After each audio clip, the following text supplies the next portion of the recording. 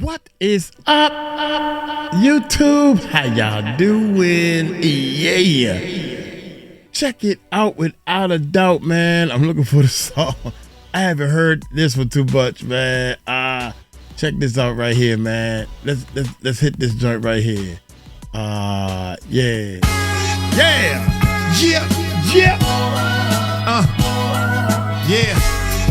1, 2. It was all a dream. This one goes out to everybody who suffered and made it through. Uncle Mike spitting. It was all a dream. Whoa. I had a dream, Diddy walk free. Now everybody hiding what they said on IG. But I ain't run, I ain't changed my place. I looked that man right dead in his face. So what you did to that girl, disgrace. You got money, power, but you blew your place. We grinding down here just to see 1 meal. And you got heaven, but act like hell's real. Yeah, I had a dream.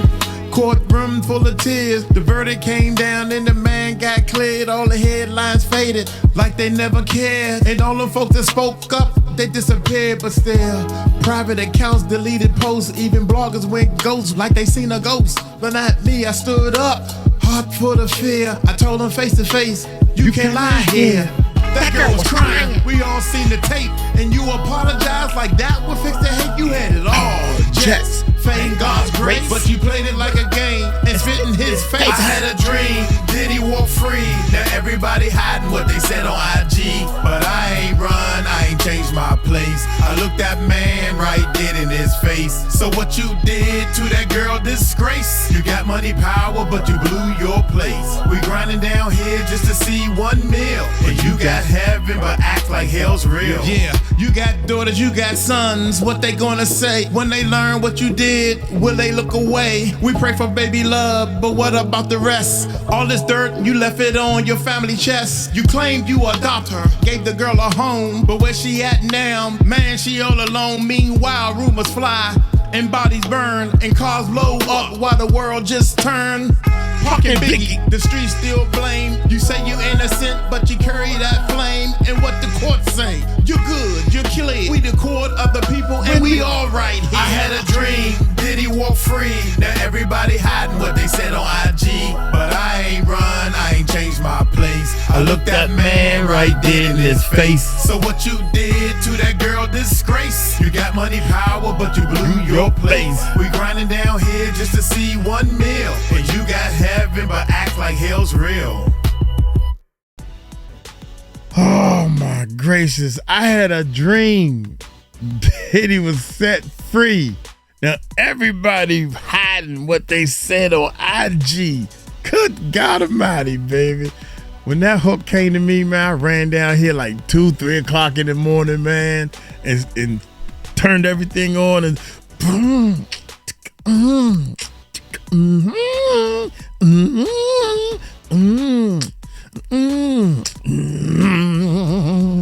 I had another sound I was gonna put in there, but it was overkill, man. I wanted to keep it more radio. I was trying to get some radio play for it. God dang it, Uncle Mike. I still ain't went to the radio station yet. Haven't went to the radio station, and I know people there. Yep, and some of them still work there, man. Check this out. Diddy breaks down as he reveals terrifying prison horror with, God damn it, while his lawyer rushes to file a release. Let's try that one more time. Diddy breaks down as he reveals terrifying prison horror while his lawyer rushes to file a release. I am over here laughing at myself because I keep thinking, dude, I don't supposed to be up here. I don't supposed to be. I'm sincere though. I'm gonna give it to you straight with no chases. I don't supposed to be up here on the mic. Ladies and gentlemen, here's what we have today. Today, Diddy breaks down as he reveals I can't do it. I can't do this, man. Terrifying. The word is terrifying, Uncle Mike. Diddy breaks down as he reveals terrifying prison her. I can't do this, man. But guess what? I'm trying my best. And I said, you know what? If you put your mind and your soul into doing something, you will change your life. If you want to stop being poor, then do it. If you want to stop being poor, all you got to do is do it. You want to be poor. You want to get on that same merry-go-round and do the same thing like Diddy been doing for 30 years. You know it's wrong. If you want to change, then make the change. You can't get up and do everything the exact same way you've been doing for months and months and months. If you do the same thing is going to happen. You got to do something different. Like get on this microphone and get in front of this camera. Then once you make a change, your life will change. That's all I'm saying, man. And they mad at me. Y'all take that, hit that subscribe button. Hit that bell. 490, baby. We 10,000 away, man. Let's show these haters, man. Let's show these haters. Uncle Mike, what I speak is real. I don't never try to lie to nobody, not intentionally. And when I do make a mistake, I come on here and apologize. I love to fess up to my mistakes. Dr. Umar, person never did anything wrong. Diddy never did anything wrong. Diddy, what have you done wrong since you've been running Bad Boy? What have you done? Explain something to me you think you did wrong. Oh, I made a lot of mistakes. Okay, name one.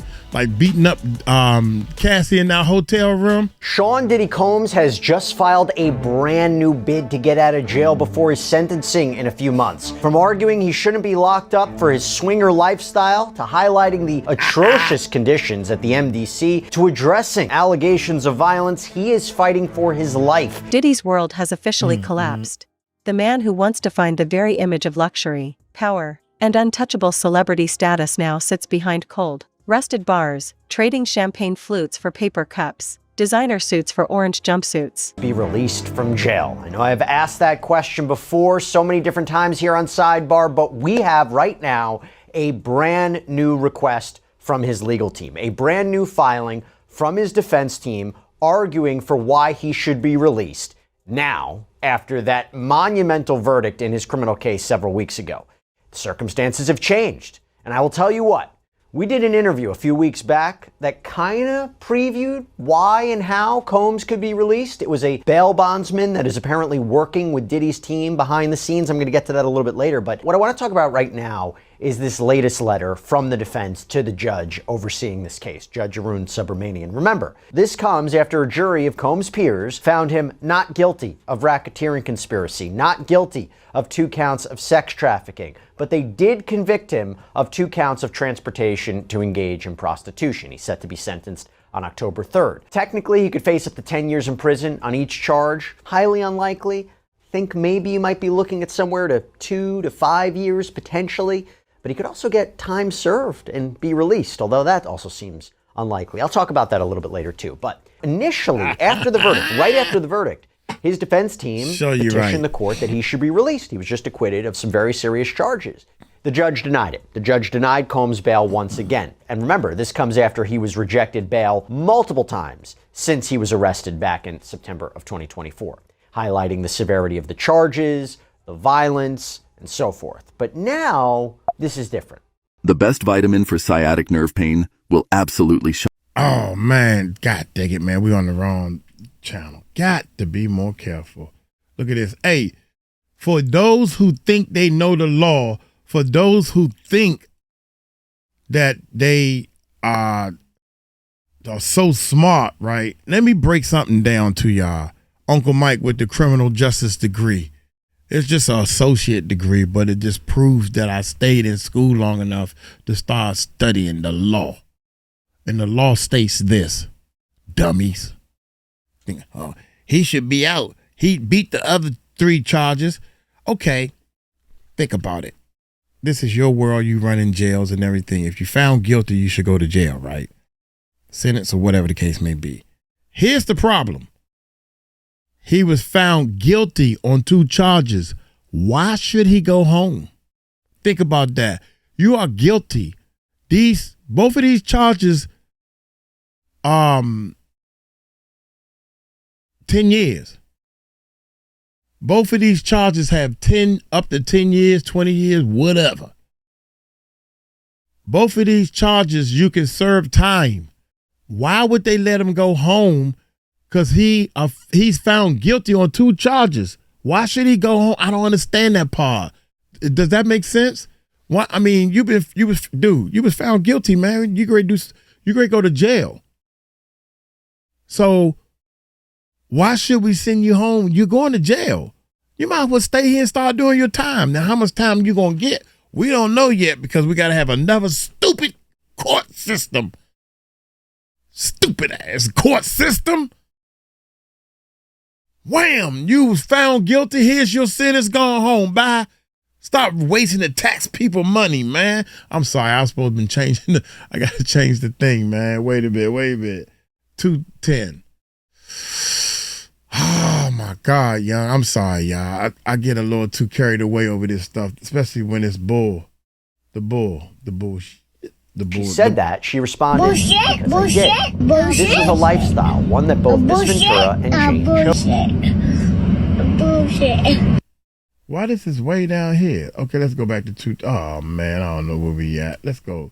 We did an interview a few weeks back that kind of here we go. I'm sorry, y'all. Why and how Combs could be released. It was a bail bondsman that is apparently working with Diddy's team behind the scenes. I'm going to get to that a little bit later. But what I want to talk about right now is this latest letter from the defense to the judge overseeing this case, Judge Arun Subramanian. Okay, remember, talk to this me. comes after a jury of Combs' peers found him not guilty of racketeering conspiracy, not guilty of 2 counts of sex trafficking, but they did convict him of 2 counts of transportation to engage in prostitution. He's set to. So, out of 5 charges, he beat 3 of them, but he's guilty of 2, so he should go home. Is that what y'all say? Oh my God, yeah. Sentenced on October 3rd. Technically, he could face up to 10 years in prison on each charge. Highly unlikely. Think maybe you might be looking at somewhere to 2 to 5 years potentially.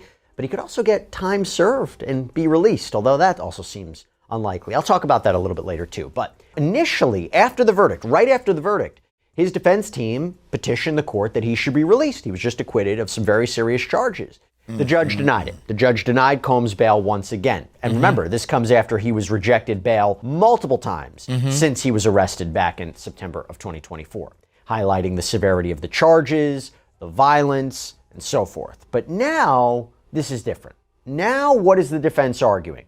I'm going to go over all this in the new letter. I'm going to give my take at the end about whether or not it's going to be successful and whether or not he will actually be released before sentencing in October. So, the defense begins by arguing that Sean Combs should be released in advance of sentencing, and the court has the power to do this. They have the authority, among other things, because you can clearly show, quote, that there are exceptional reasons why such person's detention would not be appropriate. So, what are those exceptions? What are those reasons? What are those circumstances that are exceptional? They highlight several things that we're going to get into. That the charges he was convicted of, we're going to call them the Mann Act violations. That's what it's called under the law. They're not as severe, they're not as egregious as other convictions in other cases. That the sheer fact that he's locked up at the MDC, the Metropolitan Detention Center, for the past 11 months, that in and of itself is a reason for him to be released. These are all exceptional circumstances, and I'm going to get into all the arguments. But first, they highlight the standard. And they argue that to be released under federal law, you need to show 2 conditions. First, the district court must find by clear and convincing evidence that the person is not likely to flee or pose a danger to the safety of any other person or the community if released. Second, it must be clearly shown that there are exceptional reasons why such person's detention would not be appropriate. Now, clear and convincing evidence is a lower standard, by the way. It's not like beyond a reasonable doubt. Anyway, basically, you have to show he's not a flight risk, he's not a danger, and you have to show there are particular, exceptional, unique reasons for why detaining Combs is wrong. We're going to start with the exceptional reasons justifying his release.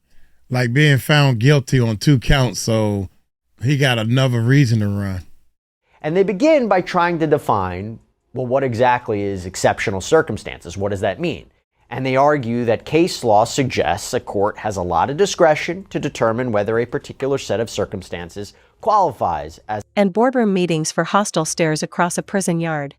But this isn't just another fallen celebrity story. This is a descent into something much darker. Because Sean Diddy Combs isn't just in prison, he's in a place he claims is eating him alive. And the horrors he's now revealing from inside have left even his harshest critics stunned. We're talking about a man who built an empire from the ground up. A man who turned Bad Boy Records into a cultural movement. A man who threw million-dollar parties without blinking. But all of that power, all of that influence, all of that untouchable aura, it means absolutely nothing in here. In prison, fame doesn't buy you protection, it paints a target on your back. And now, in an emotional, unguarded moment, Diddy has given the public a chilling window into his new reality. Let me tell y'all something, man. In jail, and I'm just going by the rumors and stories I heard, I'm allergic to jail. I will never go. And I want to make sure I don't go. But that fame and whatever Diddy has, whatever power he has, is going to wash away, man, after at least 2 years. They're going to be on something completely new. After 2 years, they ain't going to be thinking about Diddy. They're going to be whooping his tail. They're going to be trying to get money out of him like he been getting money out of other people. That's what they going to do. He says the nights are the worst. The kind of nights where you don't sleep. Not because you're not tired, but because you can't. The constant metallic clanging of gates. The echo of voices down endless, dimly lit corridors. The random shouts. The fights that can break out without warning. He describes it like living in a world where you can feel danger breathing down your neck 24/7. You should have thought about that. And you should have thought about that when you was kicking that girl down the hallway, when you was R-ing these people, when you was spiking these people drinks. All these things are illegal and that can get you in trouble with the law. That's why Uncle Mike doesn't do these things. I don't do anything that can get me in trouble. Say, look, Sean Combs, his case, so different from other ones. There has never been, according to them, a Mann Act prosecution like this one before.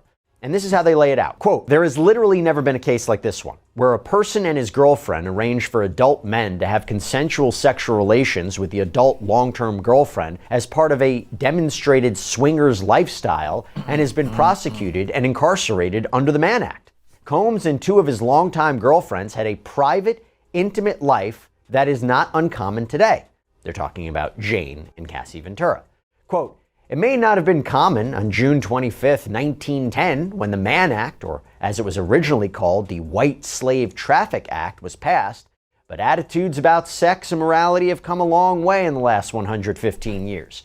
It is worth noting that when the Mann Act was passed to protect the morals and decency of America's women were not allowed to vote.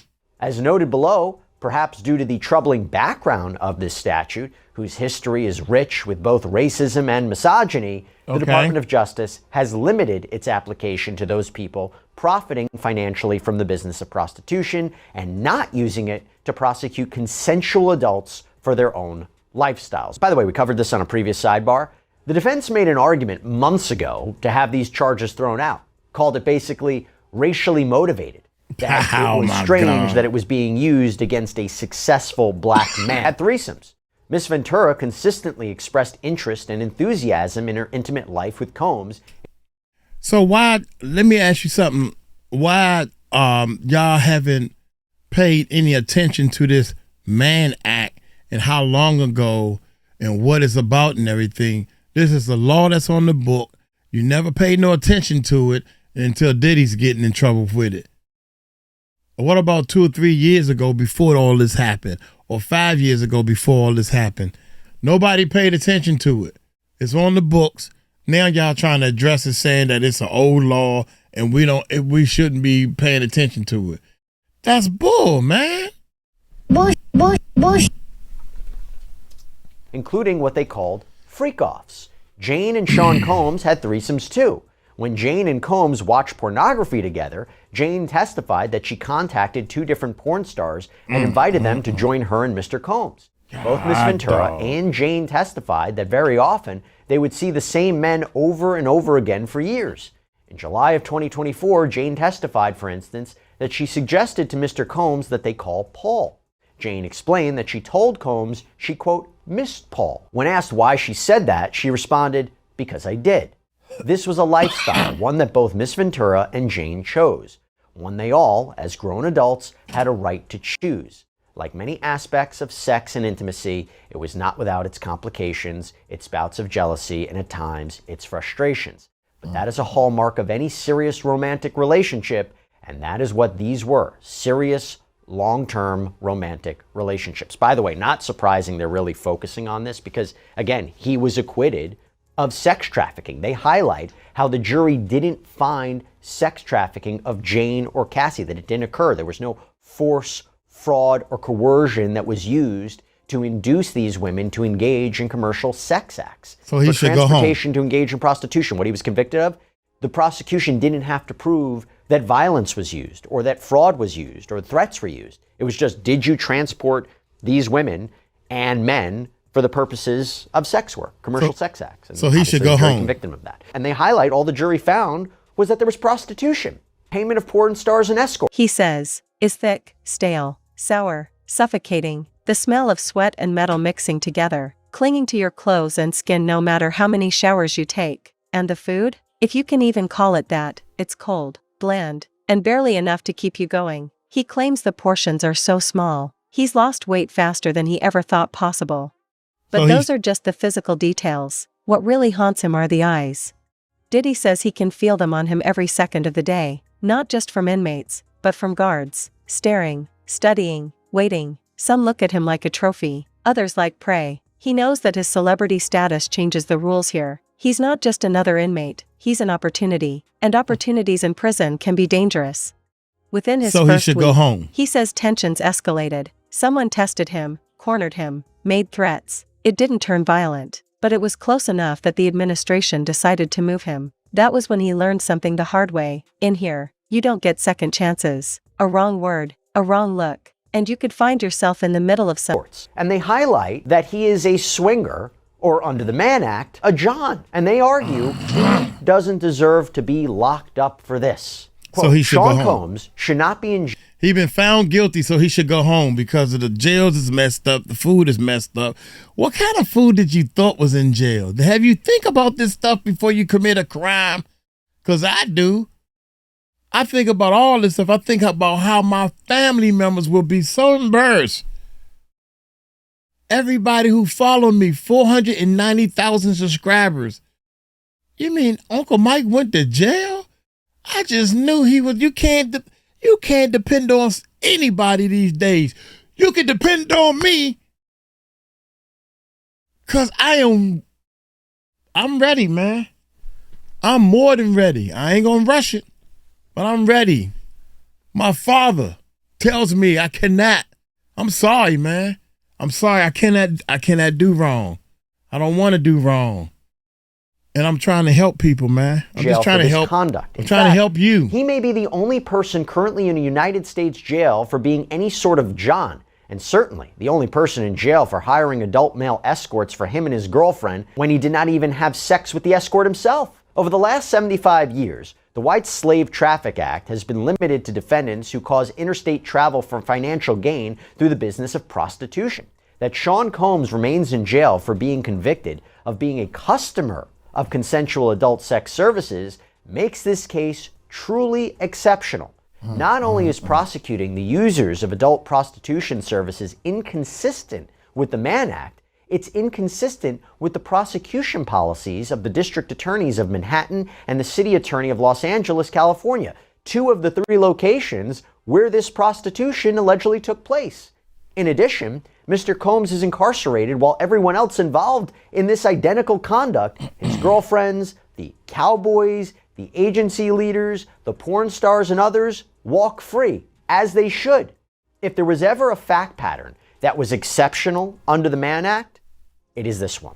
And then they move on to another argument, that the Department of Justice, the DOJ, has usually only charged Mann Act violations when there's financial gain. And they even cite a number of cases in the Southern District of New York, where Combs was prosecuted, that apparently involved defendants that set up a prostitution business for profit. Again, trying to distinguish between Combs' conduct and these cases. He never did any of this for profit, they argued. And they even cite the 1953 U.S. Attorney's Manual that says, quote, as a general rule, prosecution should not be instituted in the so-called non-commercial cases.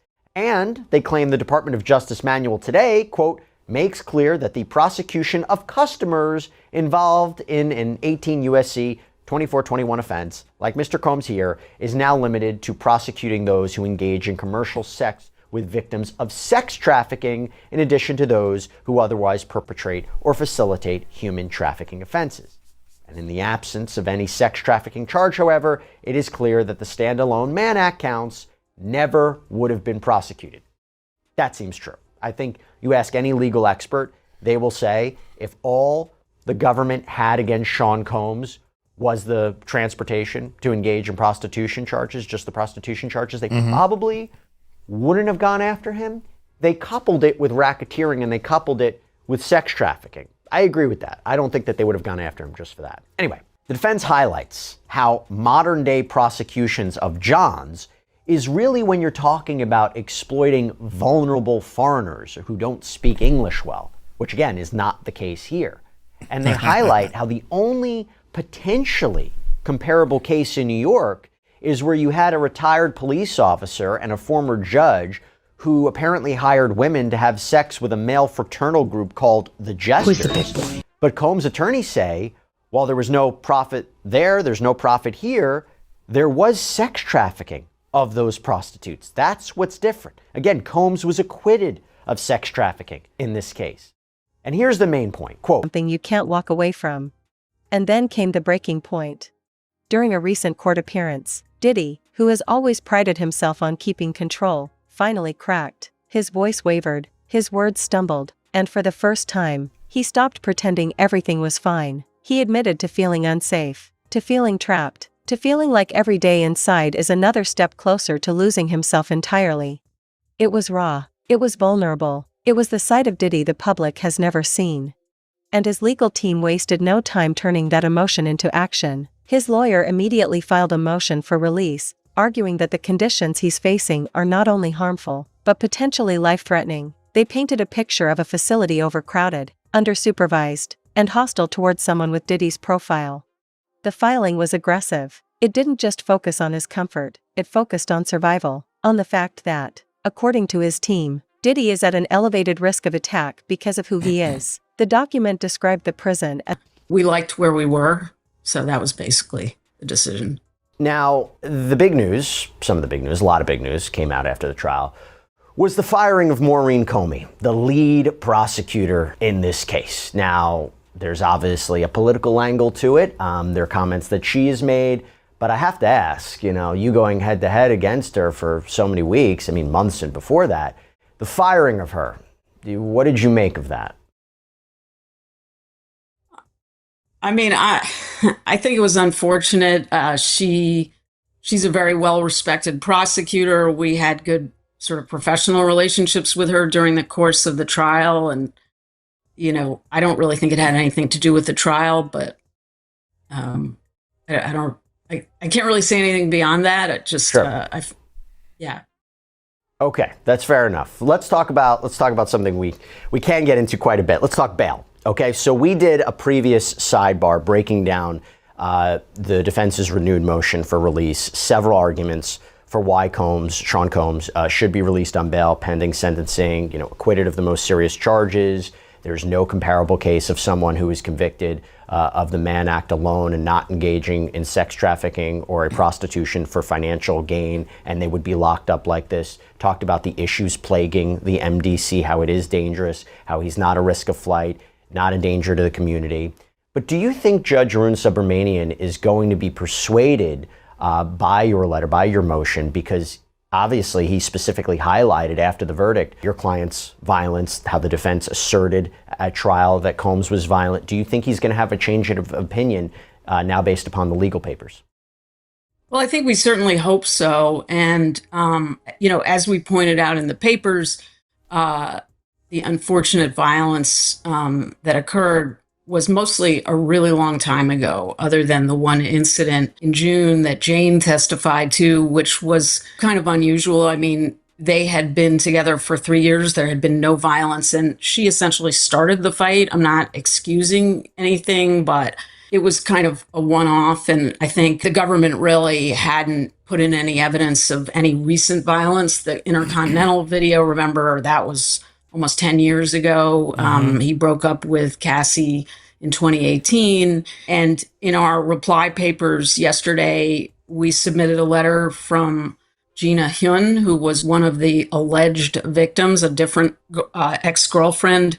And I think it was a pretty powerful letter about how Sean has changed, how she's not concerned about violence. She thinks he should be released on bail. So we're hoping that that will persuade the judge, given everything else, particularly, as you noted, like the really, really unusual nature of this particular Mann Act conviction and the fact that he's already been in prison, or jail rather, for like 11 months. This case is a one-off to begin with, but we're not aware of any case like this with a Mann Act conviction where anyone's done that much time to begin with. So. And prosecutors, I'm imagining, have come back or will come back and say, well, listen, look, after the was a volatile environment and claimed that his continued incarceration before his appeal is decided would be unjust.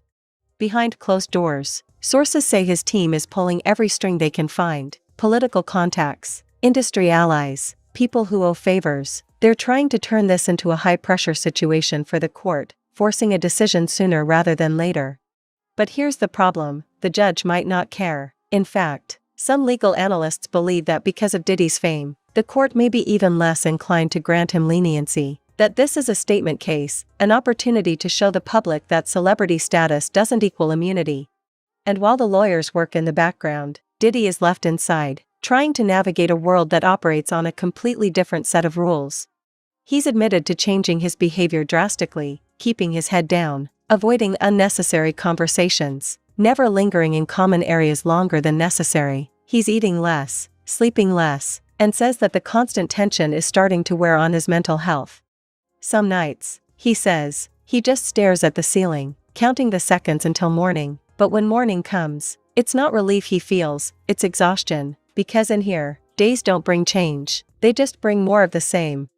Outside, the world is watching every move. Social media has become a battlefield of opinions. Some say this is justice finally being served, that Diddy, after years of dodging controversies and accusations, is finally paying the price. Others insist that no human being raids on his property, that he engaged, or what they would say, he allegedly engaged in criminal activity and obviously violence, they say, with Jane. But they say, look what was in his hotel room when he was picked up in New York. They made allegations of what he was trying to do while he was in the MDC, whether it was using other inmates' phone privileges to have three-way phone calls. That was litigated before trial. What would be your response to say, you make the point that he is a changed person. The violence that was shown during the course of this trial is from years ago. But how would you convince the judge to say, listen, we are being truthful, we are being honest, we are being forefront, that he really is a different human being? Because the judge, again, this was right after the verdict and didn't have an opportunity for a briefing schedule. How can you make the argument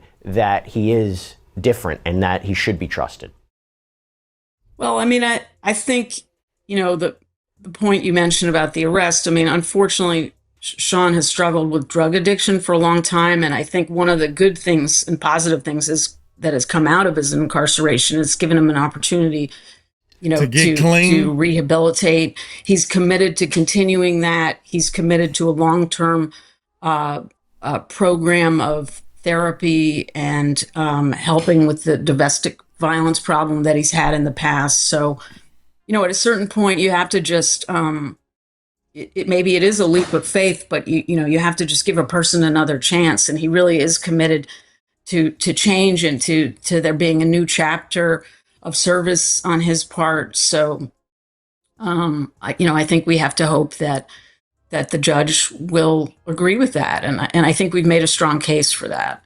Do you know when the judge might make a decision on bail? We don't know. Okay. If he denies release again, does that give you a sense of what sentencing could be like? Now, to be clear, my understanding is Judge Arun Subramanian even said at the point, if I make a decision on release, it's not indicative of where I'm leaning towards sentencing. I know there's a pre-sentencing investigation still being conducted or has been conducted. There's a lot of factors to consider. But I have to ask about whether this is going to, have an effect on sentencing. Do you believe it's going to have an effect on sentencing? Does it give you a preview of where the judge is lining up? Because my understanding, correct me if I'm wrong, you are probably going to be arguing for time served, maybe a minimum of 21 to 27 months. Where do you think the judge is going to go here? Yeah, I mean, I think that you have to take each step at a time and that the judge is not going to prejudge that. There's a lot more information he needs to get, not only the pre-sentence report, but we're going to make a very fulsome sentencing submission. And he's going to have, a much more detailed picture. Even, the trial was about the charges, right? And he doesn't have the full picture of all the factors about Sean's life that he's going to consider. There's going to be a big fight about the sentencing guidelines. We think actually we're going to end up arguing for an even lower guideline range than we had originally believed at the time of the verdict, where we didn't have we had like a couple of hours to try to figure out what to say about bail.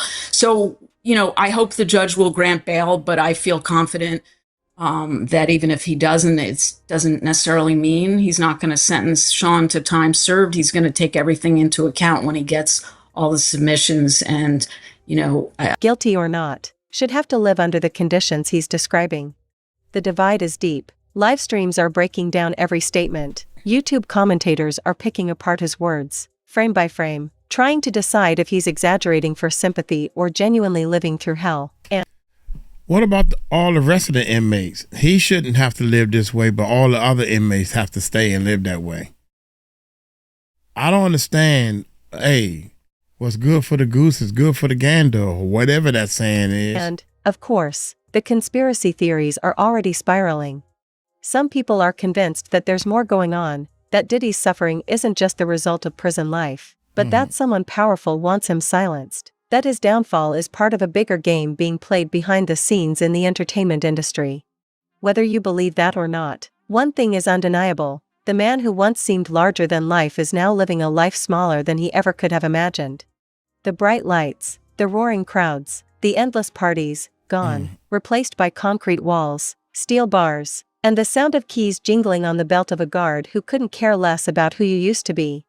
And that's the thing about power. In the outside world, Diddy had it all. Inside, he has none. The empire he built can't shield him here. The money can't buy him freedom in the moment. The fame can't protect him from the stare of a man who sees him as nothing more than another inmate in the way. This is a war of survival now, and if his lawyers' efforts fail, if the court denies his motion, Diddy will be forced to adapt to this world, or be crushed by it. The clock is ticking, and for the first time in his life, Sean Combs has no control over where it stops. Because in here, you don't get to set the rules. You just hope you live long enough to see the day you can walk out. Moreover, the cases which involve defendants similarly situated to Mr. Combs have been released on bond pending sentencing. In reviewing the cases across the country where the primary or sole conviction was for a violation of 18 U.S.C. 2421, the defendants who were not charged with running a prostitution business have been released pending sentencing. And then Combs' attorneys make another argument for why Combs' conditions are exceptional. And it's about him being locked up at the MDC. They say that a district court judge in the Southern District in another case basically said how bad the MDC is. As Judge Furman noted, the state of affairs at MDC is unacceptable. In so noting, Judge Furman concluded that the conditions in the MDC qualify as exceptional reasons under the statute justifying, and this was the defendant in this case, Chavez's continuing release. Judge Furman found that the conditions at the MDC are, quote, dreadful in many respects, but three warrant particular emphasis. 1. Continued reports of inordinate periods of lockdown. 2. Claims that the facility provides inadequate and or substantially delayed necessary medical care, a particular risk in this case. And 3. General issues about the conditions at the facility. These conditions have not abated in Mr. Combs' detention at the facility. As the court is aware, during Mr. Combs' incarceration at the MDC, the facility was subject to an interagency suite that was designed to achieve our shared goal of maintaining a safe environment for for both our employees and the incarcerated individuals housed at MDC Brooklyn. They're actually quoting what the rationale was. In other words, there is a significant issue at the MDC related to the safety of employees and incarcerated individuals that require outside law enforcement action from multiple agencies to address. Importantly, MDC, as a jail, has a significant law enforcement presence within its walls 24 hours per day that are equipped with investigatory and often unregulated authority. Thus, the requirement of outside law enforcement agencies to ensure safety within the MDC is an admission that serious violence, mayhem, and chaos is occurring within the MDC that requires more than a Band-Aid raid, but rather surgery. Indeed, we are aware of ongoing threats of violence and actual violence in the facility such that Mr. Combs' safety is constantly at risk. And they go on to argue, though Mr. Combs has been a model inmate for his nearly year-long period of confinement, the violent conditions are still very much a concern for Mr. Combs and is an unnecessary confinement risk given the clear precedent of multiple similarly situated Mann Act convictions where defendants were released on conditions. Now, the government, by the way, would probably disagree with that statement of him being a model inmate. Remember when they accused Combs of trying to arrange three-way phone calls and buying the use of other inmates' phone privileges to try to make sure the government wasn't listening in, that he was having these private conversations, that he was allegedly trying to contact witnesses in the case, that he allegedly orchestrated a birthday campaign to help his public image while he was locked up. So if we hear a government response, I'm sure they're going to say something about that. Then the defense highlights he's not a risk of flight, he's not a danger to the community, which, by the way, I think are real key points here. But they seem to echo a lot of the same arguments that they have already stated to the court. And remember, they haven't been successful in the past. That he voluntarily came to New York last year to surrender himself. Long enough to dismantle a career. Long enough to sever ties with business partners. Long enough to strip the name Diddy of the power it once carried. And in that moment, for perhaps the first time in his life, Diddy looked small. His usual expression, half smirk, half calculated cool, was gone. His lips pressed tight. His eyes locked on the judge as if sheer willpower could change the outcome. But no matter how much influence he once had, this was a game he could no longer control. The people who had followed this case from day one knew what they were seeing. This was the moment when a man who had built his empire on control lost it completely. The prosecution had built their case meticulously. They dug deep into years of rumors and whispers. The kind of stories that floated around the music industry but never made it into the mainstream. They brought forward witnesses who had been silenced for too long, presenting not just words, but records, photos, and patterns of behavior that painted a chilling portrait. They showed how Diddy's fame didn't just open doors, it gave him immunity. For years, he had been shielded by the machinery of celebrity culture, friends in high places, PR teams who could spin a hurricane into a light breeze, lawyers who could stall, delay, and bury cases until the public forgot. But the problem with living above the law is that when you fall, the drop is much further, and much harder. The defense did what they could. They tried to humanize him. They spoke of his contributions to music, his philanthropy, the people whose lives he had touched in positive ways. They pointed to the empire he built from nothing, to the jobs he created, to the legacy that had inspired millions. So because of all that, he should be, make bail or let him go? Or whatever the case may be. That's crazy. But all of that crumbled under the weight of the evidence. The judge wasn't here to talk about platinum records or Forbes lists. They were here to deliver justice. And when the sentence came, the room seemed to inhale all at once. You could hear the shuffling of papers, the scribbling of pens. You could see people glancing at one another, silently asking, did that just happen? Diddy didn't move, didn't flinch. Maybe he was in shock. I've got a lot of confidence that the judge is going to be fair and not prejudge the situation. And you also have this motion for judgment of acquittal, that the Mann Act convictions should be tossed out, Combs be granted at a minimum a new trial. Number of very interesting arguments that are present, and it's basically that there has really never been, as we've talked about, a prosecution conviction on a Mann Act like this, that Combs wasn't profiting off of the business. They were all consenting adults that were involved. The jury didn't find that there was any sex trafficking, that this isn't even prostitution per se, it's more voyeurism, that the intent wasn't for people to travel for sex for money, but paid them for their time. They were all having a good time. There's a First Amendment argument that the freak-offs and the hotel nights were performances that were videotaped so he could watch them later. It's amateur pornography. There's an argument that he was prejudiced because of all the other evidence that came in to prove RICO or sex trafficking, but would never have come in if this was merely a prosecution for the Mann Act violations. Specifically, we talk about the Intercontinental Hotel footage. But couldn't the counter argument be, if you look at the text messages and voice notes and the travel, hotel, the payment documentation, that these charges, the Mann Act charges, could have been proven based on that evidence alone and not anything else about racketeering or sex trafficking?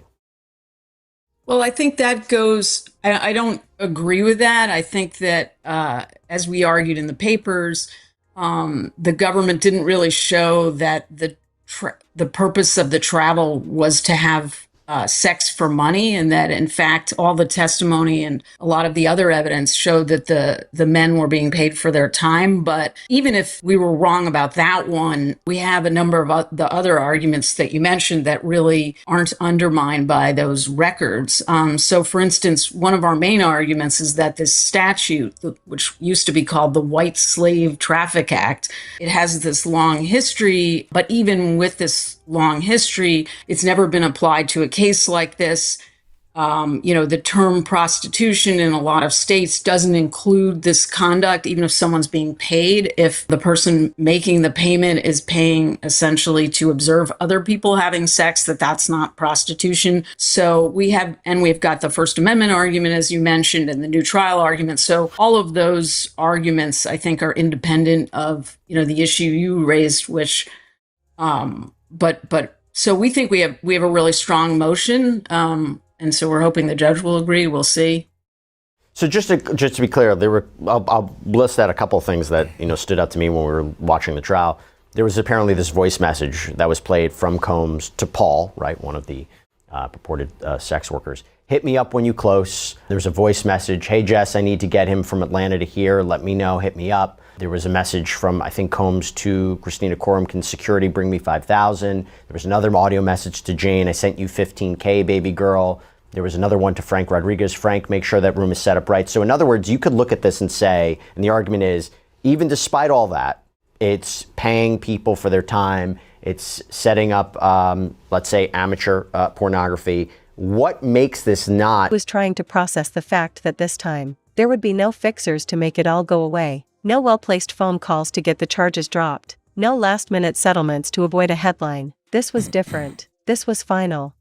Outside the courthouse, the news spread like wildfire. Social media exploded. Clips of the sentencing were posted within minutes. Memes appeared almost instantly, but for every joke, there was someone else saying, finally, 4 years. People had been calling for accountability, and now, it seemed, they had it. The reality, though, is that this isn't just a personal loss for Diddy, it's the dismantling of an entire empire. Bad Boy Records, once a symbol of dominance in hip-hop, now carries the shadow of scandal. The business deals that once lined his pockets are now liabilities. Partners are pulling out. Contracts are being reviewed. Investors are distancing themselves. Even more than the prison sentence, it's the collapse of relevance that might hit Diddy hardest. He's a man who's thrived on being in the center of the action. Every major event, every award show, every high-profile party, he was there. Now, the invitations will stop coming. The phone calls will slow. The same media that once praised him will turn their attention elsewhere. And let's not forget, prison changes everything. This isn't house arrest in a mansion. This isn't a luxury retreat. This is the reality of being told when to wake up, when to eat, when to move. It's a world where none of his connections, his money, or his past achievements matter. It's a world he has no control over. You can't help but wonder what's going through his head. Is he replaying the decisions that led him here? Is he thinking about the people who stood by him and the Dude, how come ain't nobody on Bad Boy? They said Biggie was trying to leave too, but how come nobody on Bad Boy's record label has done anywhere even half of what Diddy's done? All of them, man, has not. Mary J. Blige been the most longest, and she had to file for bankruptcy and stuff like that. Lil' Kim, she done went to jail trying to protect Diddy? I don't know, man. Y'all let me know what y'all think, man. I really think that as far as Diddy getting bail, dude, why? I don't understand. I'm trying to understand, why should somebody get bail that was found guilty on 2 counts? Even on 1 count. Why should they go, well, you were found guilty on 1 count, so we're going to give you bail and then come back and sentence you to do some time, especially close to 10 years of time. What kind of world are we living in, man, to make people even think that's possible? That's the part that kills me. People think that was going to happen, and they still think it's going to happen. They still think that he going to get time served. Let him get time served, man. I got to get into a whole different line of work, so to speak, man. There's no way in the world that this man going to do some time. Beyond a reasonable doubt, he going to do some time. Time served?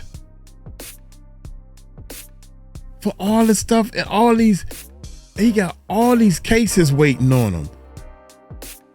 All right, okay. All right, well, we're going to wait and see. Time tells on everybody. Time will tell. Time tells on everybody. Y'all take it light, man. Take it slow. Tell them Uncle Mike told you so. Peace out.